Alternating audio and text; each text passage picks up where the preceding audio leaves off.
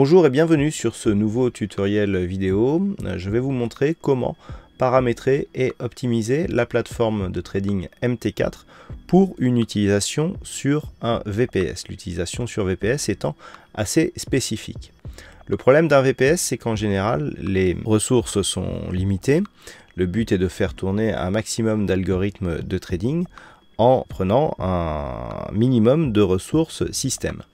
Il y a pour cela plusieurs éléments de paramétrage qu'il faut activer ou désactiver dans la plateforme MT4, le but étant de donner la priorité à l'exécution des algorithmes en supprimant certaines tâches de fond qui sont inutiles. Le but donc de ce tutoriel est de vous montrer quelles sont les fonctions qui peuvent vous faire économiser de la ressource matérielle ou de la ressource système.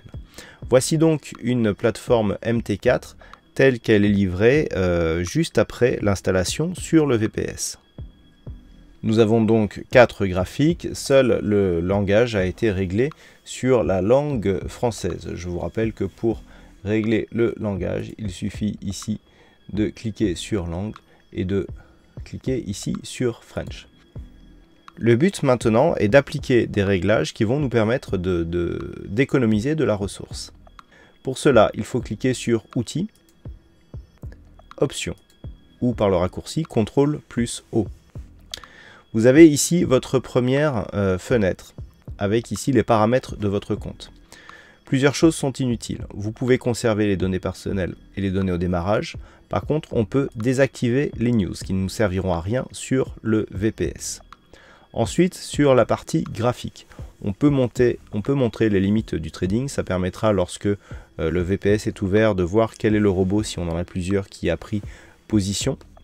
Le reste des options n'est pas nécessaire. Par contre, enregistrer les graphiques supprimés pour rappel ultérieur. Si vous laissez cette option, cette option active, vous pouvez baisser le nombre de bougies au minimum.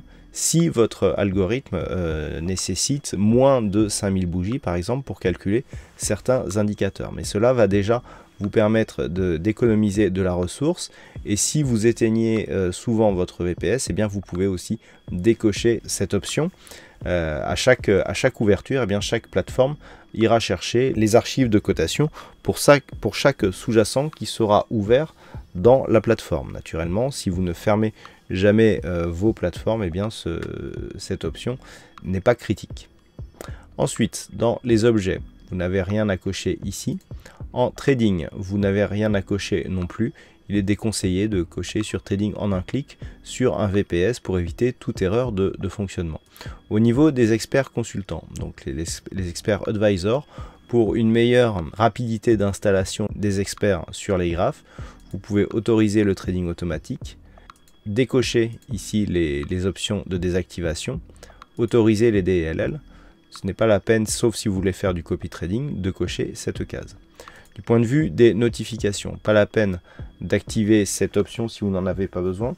À moins que vous vouliez recevoir tous les ordres qui passent sur vos VPS, vous pouvez activer cette fonction et entrer ici dans le champ le numéro d'application qui vous sera donné par l'application installée sur votre smartphone.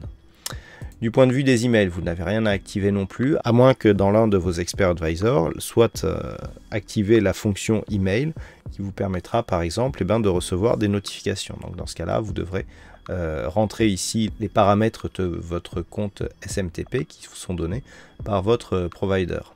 Ensuite, vous avez les paramètres de communauté. Donc là, à moins que vous n'en ayez spécialement besoin, il vaut mieux laisser ce champ vide. Point de vue des événements, c'est pas la peine ici de laisser les bruits. Vous pouvez décocher cette case. Il y aura un peu moins de ressources ici pour les éventuelles notifications que de toute façon vous n'entendrez pas parce que votre plateforme sera fermée. Et ensuite, vous avez les paramètres FTP. Là aussi, à moins que vous n'en ayez besoin dans certains de vos algorithmes, ce n'est pas la peine de cocher cette case. La première partie de l'optimisation est faite, vous pouvez fermer cette fenêtre. Ensuite, nous allons nous occuper des graphes. Donc sur les graphes, le but est d'afficher le moins d'informations possible, sachant que chaque information, eh bien, sera de la ressource en plus. À partir du moment où vous avez ici des graphes et que vous allez mettre vos experts dessus, ce qu'il faut savoir, c'est que les indicateurs que vous avez intégrés dans vos graphes, s'ils font partie des indicateurs qui sont livrés par défaut dans MetaTrader 4, n'ont pas besoin de figurer sur le graphe pour être fonctionnels dans votre Expert Advisor. Y compris si vous avez des indicateurs custom, c'est-à-dire des indicateurs personnels, il suffit que l'indicateur figure dans le même répertoire que l'installation de MetaTrader pour pouvoir être fonctionnel dans l'Expert Advisor. Donc au niveau de ces graphiques, ici nous pouvons avoir ici une vue totalement neutre. Le but étant ici d'enlever le maximum d'indicateurs. Donc il faut supprimer ici tous les indicateurs dans les propriétés du graphique. Vous pouvez choisir plusieurs couleurs, sachant que moins le thème sera compliqué, plus la ressource sera économisée. Là, on peut laisser donc toutes ces options. Pas la peine de montrer la grille. On peut rester en chandelier japonais ou en barre selon vos préférences. Lorsque le graphe ici est prêt, il suffit d'enregistrer le thème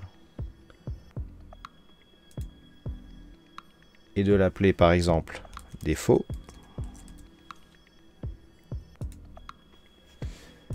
Vous pourrez ensuite avoir tous vos graphes sur le même modèle avec une consommation minimale. L'avantage étant que lorsque vous allez ouvrir un nouveau graphe, par exemple ici l'euro GBP, eh bien celui-ci sera directement configuré de la bonne manière. Maintenant que les principales options sont paramétrées, maintenant que les graphes sont paramétrés, il reste un dernier élément à effectuer et qui est assez central. Lorsque vous avez votre plateforme MT4 avec ici de multiples graphes, vous pouvez choisir donc tous les graphes dont vous avez besoin. Donc là ici on part du principe que l'on a des robots qui fonctionnent sur l'euro-dollar, le GBP USD, le dollar yen et l'euro GBP. Donc j'efface le dollar franc suisse et je place mes graphes. Le fait d'afficher ou pas les graphes n'a que peu d'incidence sur la consommation des experts sur votre VPS. Ce qu'il faut savoir, c'est que lorsque vous avez ici des graphes, eh bien, la plateforme MetaTrader continue à télécharger les cotations de certains sous-jacents. Et ces sous-jacents sont ici. Il faut cliquer sur Observation du marché.